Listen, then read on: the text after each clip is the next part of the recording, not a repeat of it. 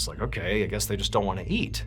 But then weeks would go by and the girls would just refuse to come out and eat. And so the girls began to lose a considerable amount of weight, like an unhealthy amount of weight. But no matter what Adolphus and his wife did, they just would not eat.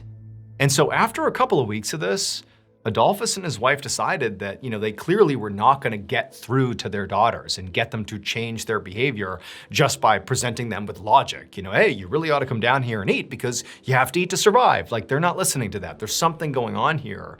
And it seemed increasingly obvious that it was mental, that these girls were really struggling with some sort of mental illness. At least that was the parents' suggestion. And so they brought their daughters to go see a psychiatrist. And the psychiatrist very quickly actually made a diagnosis. They said that Bobby and Betty both had schizophrenia, which is a very serious chronic brain condition that affects the way you think, the way you behave. Basically all the ways in which you interact with the world can be gravely affected by schizophrenia.